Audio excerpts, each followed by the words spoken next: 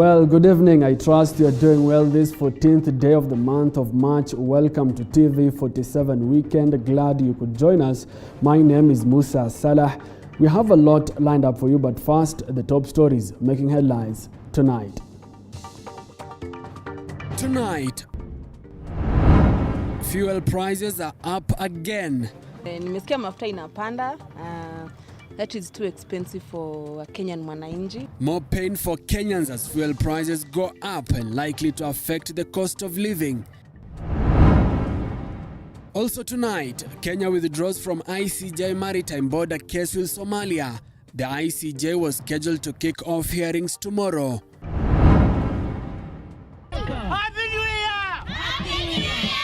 Happy New Year from Moy's Bridge. Followers of the Church of God Seventh Day leads New Year celebrations in what is perceived a Jewish calendar.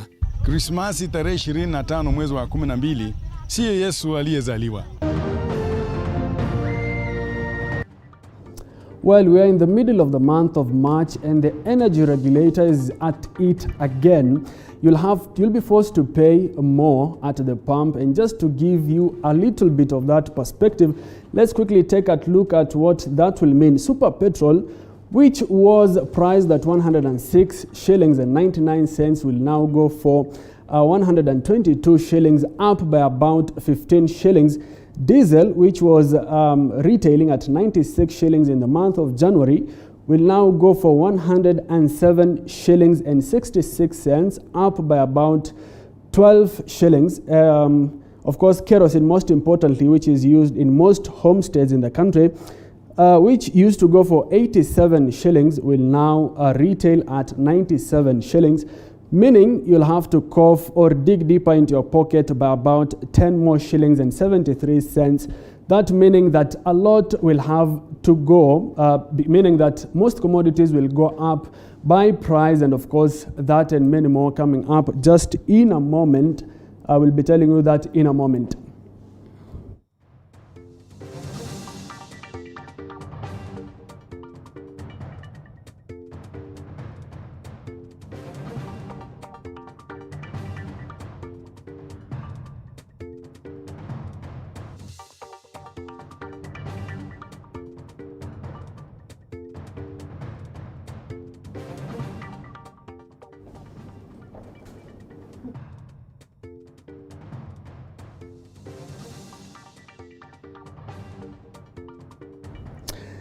Now, the fuel prices are up again. For the past few months, fuel prices have been skyrocketing. The energy regulator attributing the rise in prices to the average landed cost of the commodities. But with President Uhuru Kenyatta disclosing that Kenya's economy has not been well off, and with economists warning of an economic collapse, the cost of living in the country could be twice as expensive. Take a look. Kenyans may be forced to dig deeper into their pockets, with the Energy and Petroleum Regulatory Authority (EPRA) announcing an increase in fuel prices in the country. Super petrol has increased by 7.63 shillings, diesel and kerosene going up by 5.75 shillings and 5.41 shillings respectively.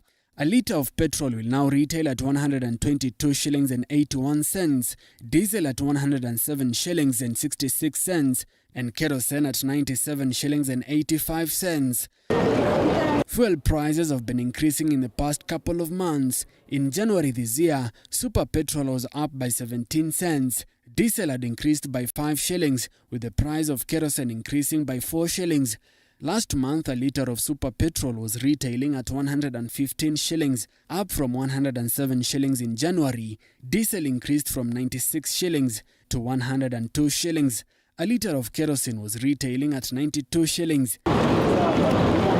This latest increase in fuel prices is expected to increase the cost of living among Kenyans.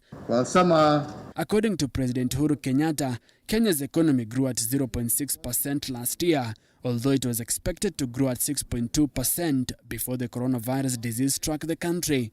This, fellow Kenyans, translates to a loss of approximately 560 billion Kenya shillings of GDP, arising from the resultant economic downturn.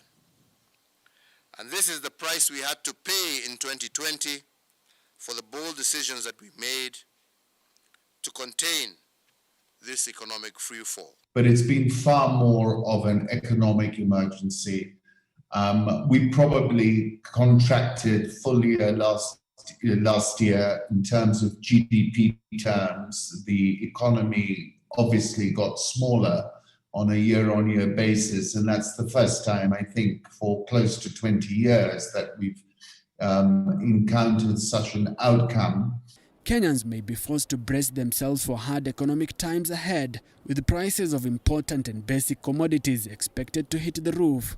ODM party has, however, opposed the latest fuel price hikes. The party is calling on the regulatory authority to revise the prices before the decree becomes effective tomorrow. Well, Kenyans have been the hardest hit by the fuel price increase, and here are some of those who we spoke to. Nimesikia mafuta inapanda.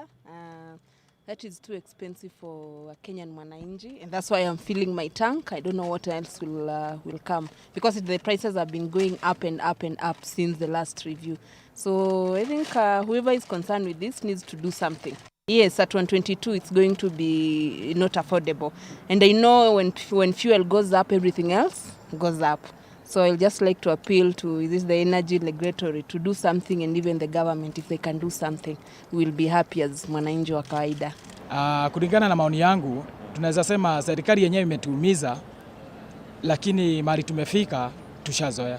Tushazoea ni kupambana na life venye iko. Juu hata sasa hivi ukiangalia venye convict mali imefika, tuliambiwa curfew itatolewa. Tukiexpect ya curfew itolewe, haikutolewa. So tumezoea kila kitu. Nafanya hii kazi ya Uber. Nimefanya for almost 2 years, and mafuta inatu affect sana. Mafuta is a big factor on this industry, in the sense that when the fuel goes up, the Uber industry, like the Uber company, doesn't review the prices like immediately. So it takes a while for us, because the rates for the customers remain the same.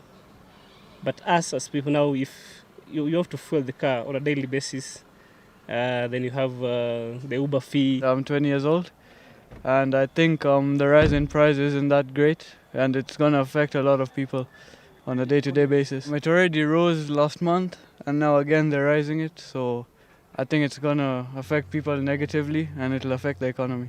Imeonekana itabidi tupanishe bei ya chukuzi. Sasa ndio customer mwenyewe abebe mzigo, mwananchi mwenyewe abebe mzigo. Juu sisi hakuna tutafanya. Haya magari tumechukua koloni, tunalipia. Sasa tukisema tubebe mzigo wa mafuta ni ngumu. Itabidi mwananchi mwenyewe abebe mzigo. Ukiambia mtu alipe shilingi 500 kwa kiti ili kurecover vitu vingine, anakataa, ana pesa. Sasa hadi tufanye namna gani? Inafiti serikali tusaidie. Hii prices zina affect hata commodities, na inafanya cost of living inaenda juu kabisa. Mafuta at least hapo pia gava iangalie pia. Well, there's no doubt a lot of things will change following that price increase. Now, ODM leader Raila Odinga has been discharged from the Nairobi hospital. Odinga, who tested positive for COVID-19 on Thursday, took to social media to thank his supporters for the overwhelming messages of goodwill. Odinga says he is feeling much better now and is following his doctor's orders. Odinga has also said that he will go into self-isolation until further notice.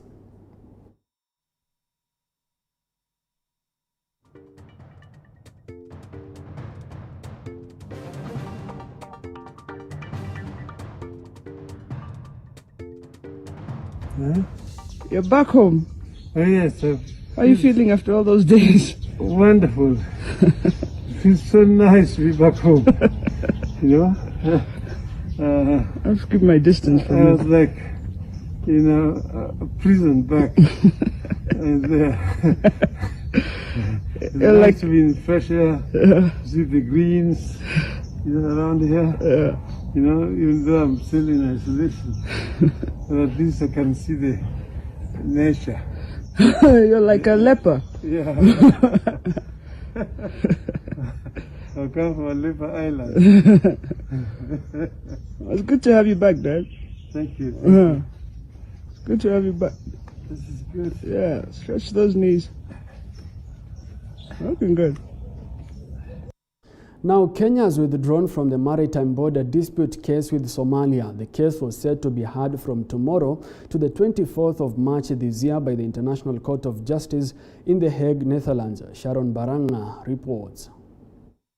For some time now, Kenya and Somalia have been at loggerheads over a maritime border in the Indian Ocean. Following the dispute, the two countries had a case at the International Court of Justice in The Hague, Netherlands. But with a few hours before the hearings kicked off tomorrow, Kenya has withdrawn from the case. The hearing of the case was set to begin on 15th March to 24th March 2021. The Kenyan legal team is expected to seek 30 minutes to explain grounds upon which the country may seek not to participate in the hearings. In 2014, Somalia filed a case before the International Court of Justice, claiming Kenya had encroached on its territory in the Indian Ocean. The area is claimed to be rich in minerals and oil. Earlier, the African Union had urged Kenya and Somalia to consider negotiating the boundary dispute instead of battling it out in court. Sharon Baranga, TV47. Thank you, Sharon. The endorsement of Interior Cabinet Secretary Dr. Fred Matiang'i for presidency next year has attracted criticism and support in equal measure from political players. This comes just a few days after the Council of Njuri Ncheke endorsed National Assembly Speaker Justin Muturi as the Mount Kenya spokesperson. The endorsement of Interior Cabinet Secretary Fred Matiang'i to vie for presidency has attracted criticism and support in equal measures from political players. Former Gatanga lawmaker Peter Kenneth says people who are not elected can't be bestowed the mandate to guide the electoral on political directions. Hao wana usemi ya kusema vile kampuni itatekelezwa. Kwa hivyo watu wa mlima wana usemi wa vile nchi ya Kenya itaenda hapo mbele, itasonga mbele. Transport CS James Macharia earlier this week endorsed the Matiang'i presidency while on an inspection tour of the county. Kenneth, however, reiterated his stand that nothing prevents Mount Kenya region from producing the president in the next general polls, but warned leaders from dividing the region, referring to the recent installation of National Assembly Speaker Justin Muturi as Mount Kenya's region spokesperson. Mwenyekiti ni Bishop Retired Matthew kutoka Meru. Sasa tukianza kugawanya, hiyo ndio italeta shida. Lazima tuzungumze kama jamii moja ya watu ya mlima. Tusilete mambo ambayo itakatakata umoja wetu. Umoja wetu ndio nguvu yetu. The recent endorsement comes amidst claims of a shaky handshake between President Kenyatta and ODM boss Raila Odinga. Now, Wiper Party leader Kalonzo Musyoka led a section of leaders from the Ukambani region to drum up support for Agnes Kavindu Mudhama in the March 18th by-elections. The leaders who had suspended their planned rally in Mlolongo following President Uhuru Kenyatta's directive opted for a church worship. Political parties are in their last rush to woo voters.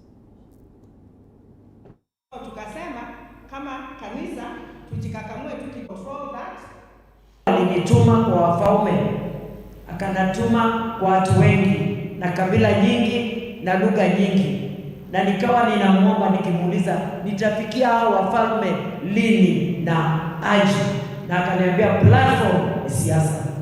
Sawa. Kwa hivyo naenda pale nikiwa naenda kuwatumikia nyinyi na pia kutumikia Mungu kwa kiwango kile ameniita as a prophet. Sisi mahali tuko tujenge, tufanye kazi. Makao ajenge mashule na CDF what is doing. Mahali kila mtu afanye kazi yake, because kuna siku moja itafika kila mtu aulizwe, wewe ulipokuwa mahali fulani ulifanya nini?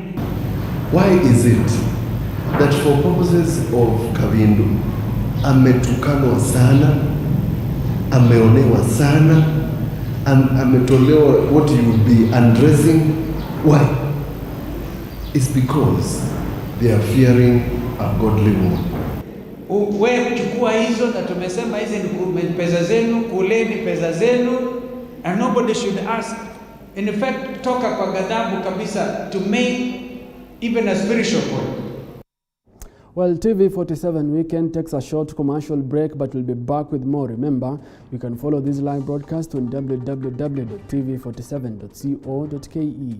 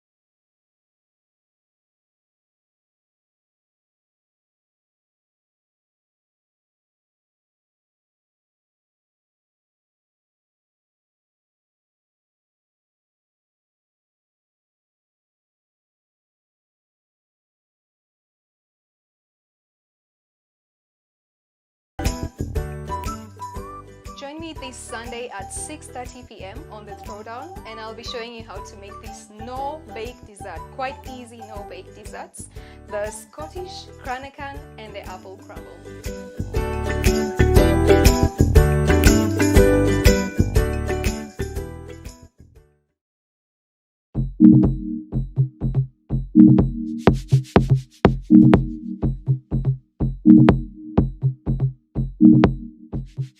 Umesimamia mfanyikazi hapo, hakuna maji imewekwa. Yes. ECF ni East Coast Fever. ECF actually is carelessness. It's pricey, but it's sure bet. It's sure bet. Yeah. Join us this Sunday at 7:30 p.m. as we head to Machakos to learn all about small-scale dairy farming.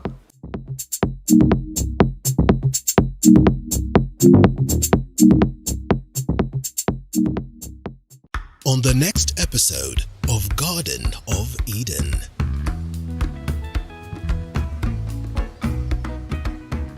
There are 1,000 red flags, and the thing is, you have an instinct, you have a gut, you know when something's off. Should we get to a point where he says we are now dating officially, or how does our picture look like? Nobody does that in this generation. You don't even ask a girl out anymore. You just sort of like, you know, when you're in a relationship with somebody, you know, because there's give and there's take. Every Wednesday at 10 p.m. on the next episode of The Realtor. We will talk about bungalows and lighting, how important it is to have the right light for your house. I need to make my space look good. We see all these inspirations on the net, and we want to do that.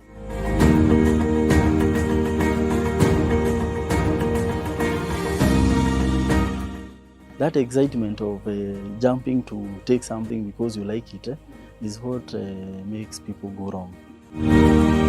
After that, you can resell your house or you can enjoy your house, and your life is happy. The Realtor, every Tuesday at 7:30 p.m.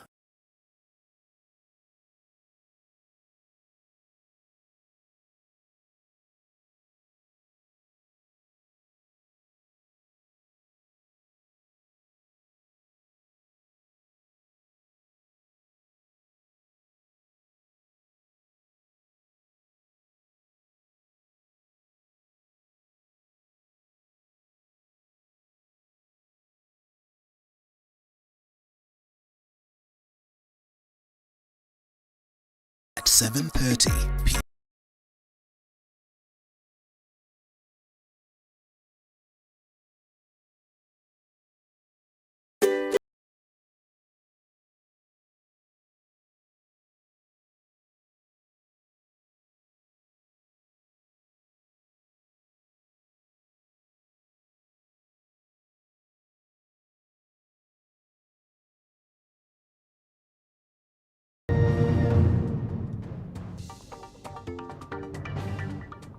Welcome back. You are watching TV47 Weekend right here on TV47, of course.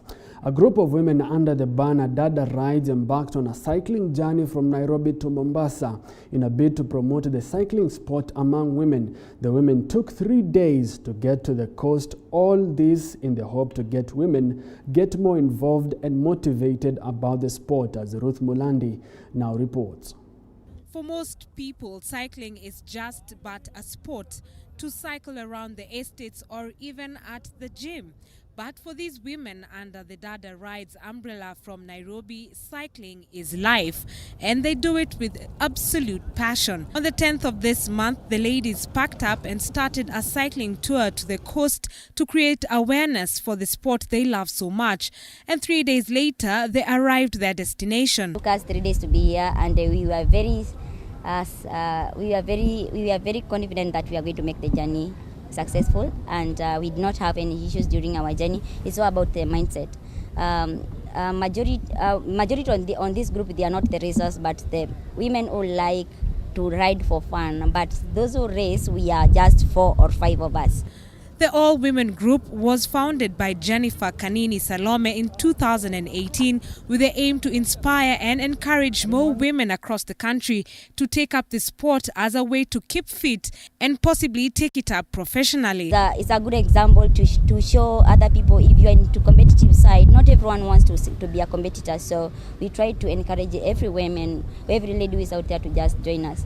The other thing that we are proud of is we have made our first tour of women cycling, the longest one in Kenya possible. So we are looking forward to have the next tour come next year. With bright plans to increase their clientele, the women also sought to have a charity drive from the tour to expand and upgrade their training premises at the Ngong Sanctuary in Ngong, Kajiado County, and offer better services.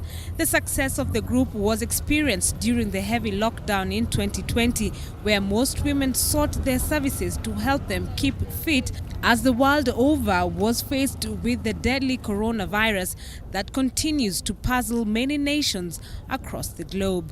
Ruth Mulandi, TV47. Thank you, Ruth. I'm envious of those women. I literally don't know how to ride a bike.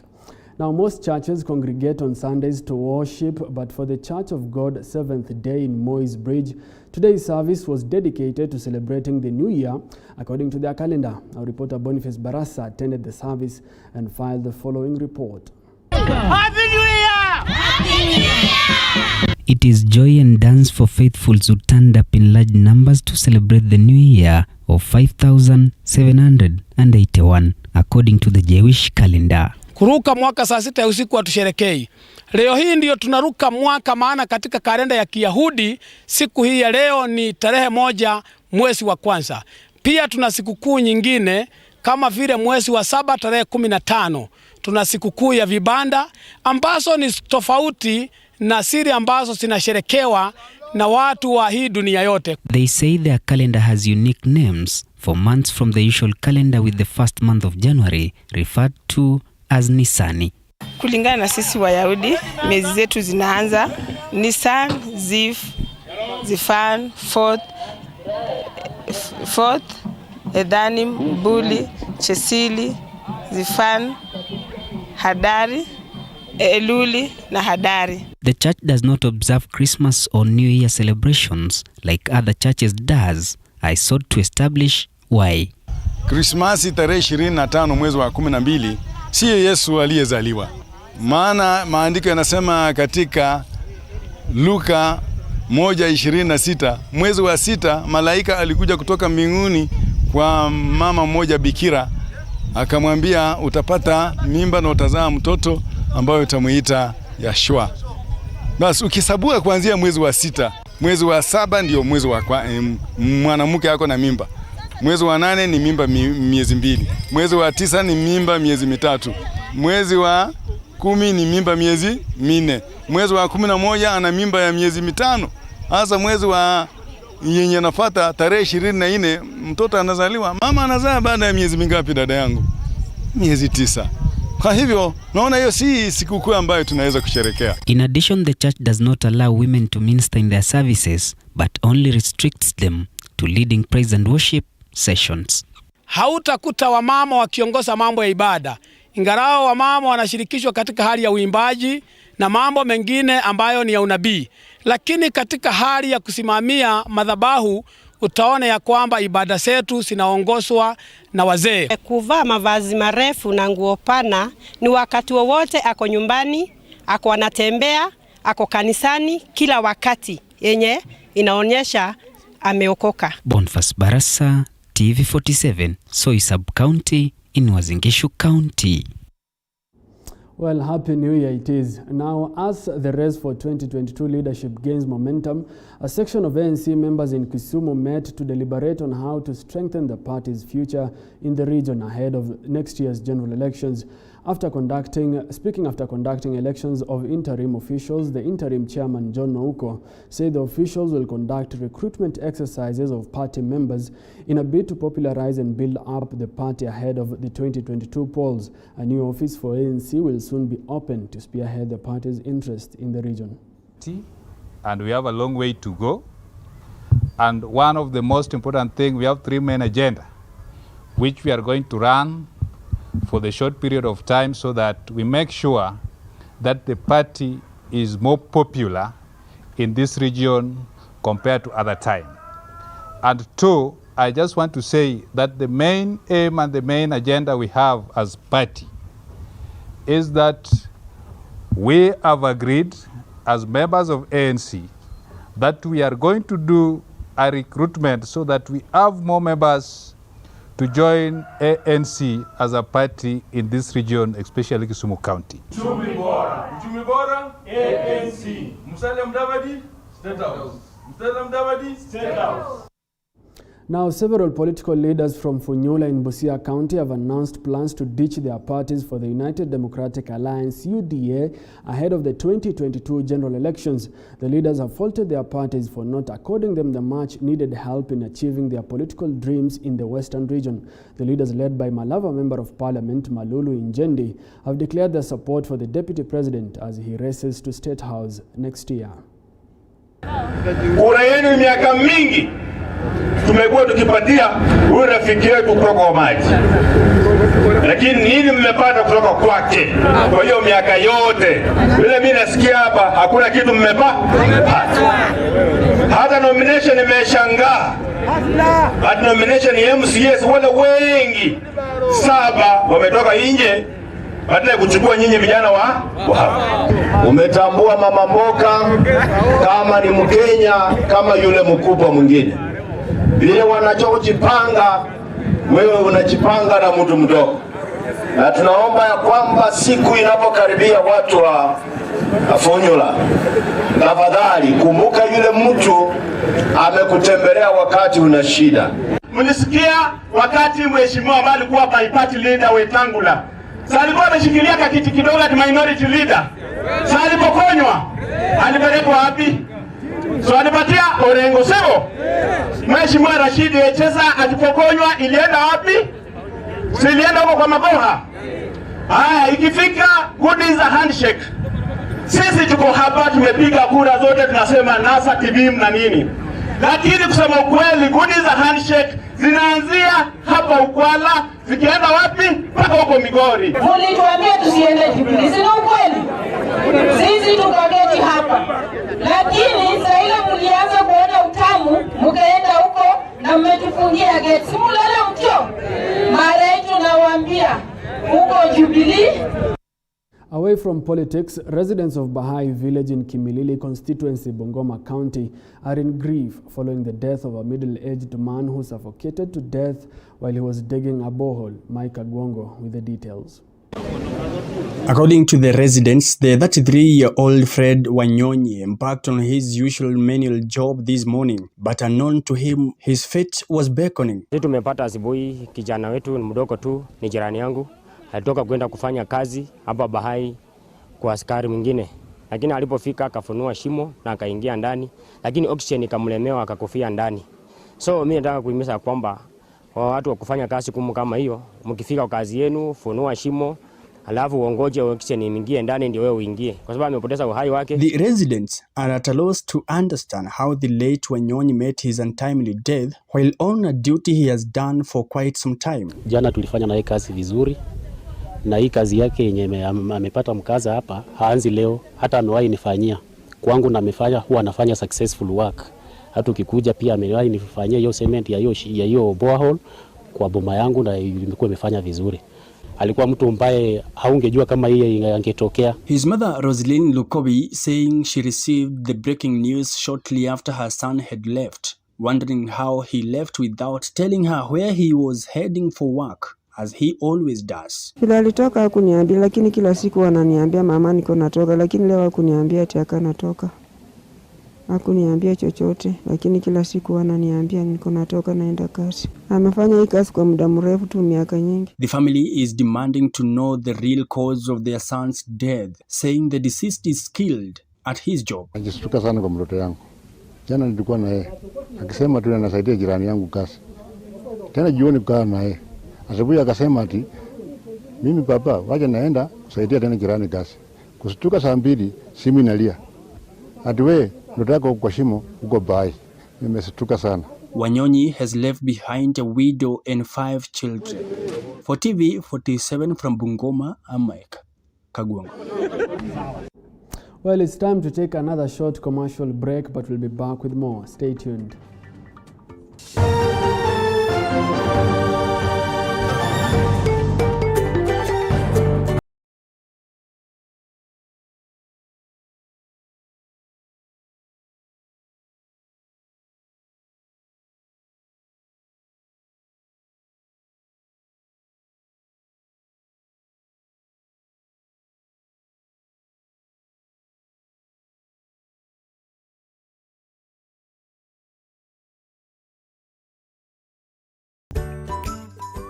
Join me this Sunday at 6:30 p.m. on the Throwdown, and I'll be showing you how to make this no-bake dessert. Quite easy no-bake desserts. The Scottish Cranachan and the apple crumble.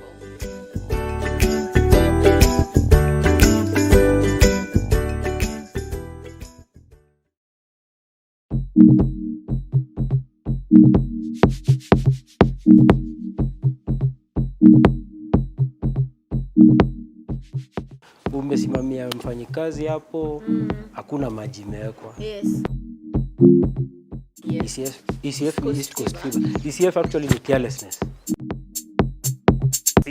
It's pricey, but it's sure bet. It's sure bet. Yeah. Join us this Sunday at 7:30 p.m. as we head to Machakos to learn all about small-scale dairy farming.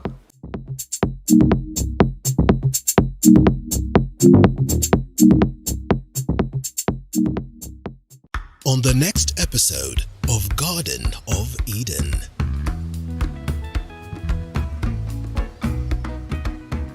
There are 1,000 red flags, and the thing is, you have an instinct, you have a gut, you know when something's off. Should we get to a point where he says we are now dating officially, or how does our picture look like? Nobody does that in this generation. You don't even ask a girl out anymore. You just sort of like, you know, when you're in a relationship with somebody, you know, because there's give and there's take. Every Wednesday at 10 p.m. On the next episode of The Realtor. We will talk about bungalows and lighting, how important it is to have the right light for your house. I need to make my space look good. We see all these inspirations in the net, and we want to do that.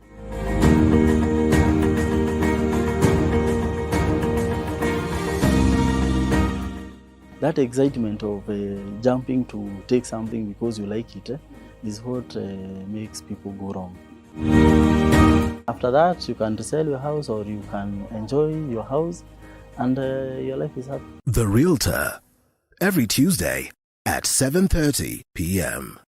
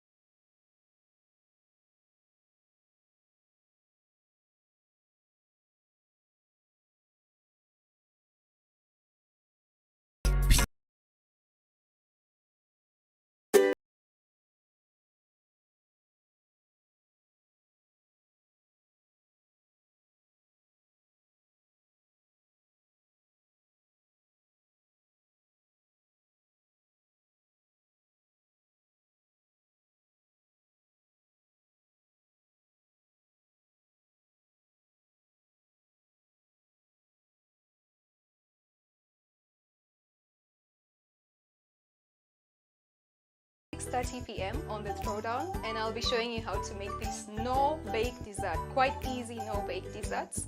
The Scottish Cranachan and the apple crumble.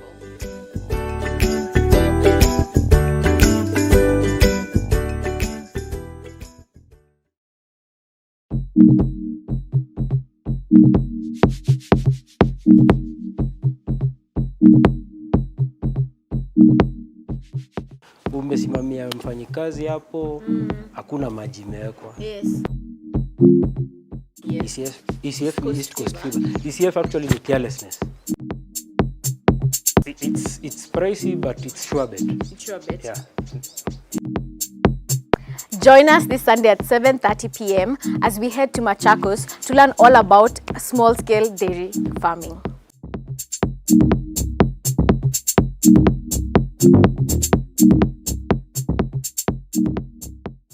On the next episode of Garden of Eden.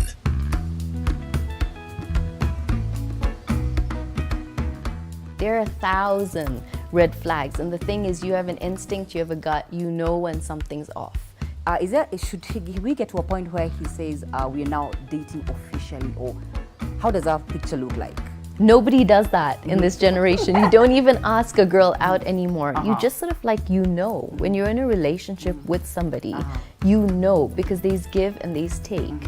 Every Wednesday at 10 p.m.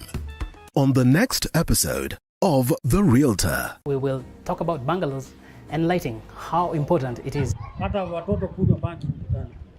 Tunaomba hii takataka the siku yenye imetolewa kama ni Wednesday, Kanjo inatutolea gari na kuja inabeba. Si kutuwekea takataka hapo. Inatuletea siku yenye pia inabebwa. Unapata inaleta harufu kwa nyumba, huwezi kaa kwa nyumba. Kwanza kama huyu mama hawezi kaa kwa watu wanahama. So tunaomba serikali ichukulie hii hatua. Itutolee hii takataka. Watu wamehama kwa manyumba, sasa hata vile zile iko mingi, hata nafasi ya kupata hiyo rent ya manyumba. Na hii takataka hatujui inatokana wapi, kwa jina imejaa sana hapa yote. Ukiamka usiku unaipata.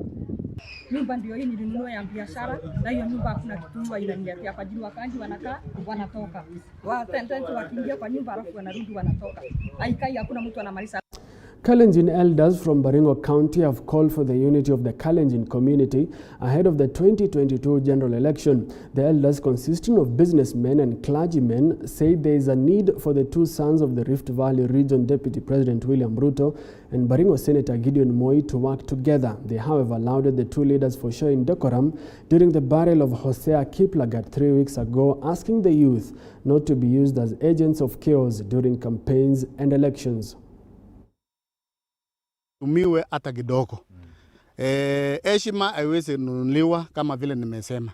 Na mimi nataka niombe hasa viongozi wawe kitu kimoja, kwa sababu tunajua ya kwamba 2022 bado iko mbali, na tunataka kuona ya kwamba watu wetu wanafanyiwa kazi. Watu wetu wa Rift Valley, hasa watu wa Kalenjin. Tunataka kuwa kitu kimoja, na ikiwa kutakuwa na uchaguzi wa 2022 kwa sababu ni mbali, tunataka decorum, tunataka umoja, tunataka amani. Haikuwa hasa kwa ajili yao binafsi, lakini kwa heshima yetu sisi wazee, kwa sababu jukumu la kuongoza nchi au wananchi ni yetu wazee. Na panapo jambo ambalo linaripika, sisi pia tunachukua jukumu hilo. Juzi wakati walipokuwa Cheplambus, tulisikia Gideon akisema ya kwamba they can even work, wanaweza fanya kazi pamoja na Ruto. Kwa hivyo hawa hawana makosa, wameshathibitisha kwamba wangeweza kufanya kazi pamoja. Kwa hivyo sisi pia tunaambia watu wetu waungane, Gideon na Ruto wanaweza kufanya kazi pamoja. And hundreds of Mwingi residents living near the Kiambere Dam risk being rendered homeless following attempt by the Tana Athi River Development Authority (TARDA) to reclaim the riparian land, which is currently inhabited by the locals. Residents from the neighboring Machakos County have already been issued with an eviction court order to vacate their land in order to allow the extension of the dam effective from the 3rd of September last year. And now, a similar order has been issued to hundreds of residents of Kakuyu location in Mumoni sub-county in Kitui County near the Kiambere Dam to vacate their land. According to residents of Kithumoni village, officials from Tarda came to the area way back in 1885 and started giving out money to residents, claiming to compensate them. Now the authority came to the area more than 30 years later, claiming to have purchased the entire village. Kitu nafanya hapa, hata biashara naendelea hapa. Tunang'ang'ana na maisha mahali hapa na hatuna mahali pengine pa kwenda. Tulipata notice ambao hata ieleweki. Tunaambiwa notice tulipewa ili tuondoke kutoka kwa shaka. Lakini ukweli ni kuwa penye iliandikwa hata tuioni ikiwa sahihi. Ni kama ilitengenezwa na ofisi fulani ndio wakunjwa watukuse. Nikupenda kwetu rais akipata hii ujumbe ajue vile sasa, kwa sababu sisi tunaitwa squatter. Hii squatter ikitolewa hapa inapelekwa wapi? Kama tutapatiwa kichaka kingine tuende, tutasema ni sawa, lakini kama hakuna kichaka tutakaa pale pale. Now, the National Counter-Terrorism Center and the National Parents Association has launched the Child Safety and Security Against Violent Extremism Guide.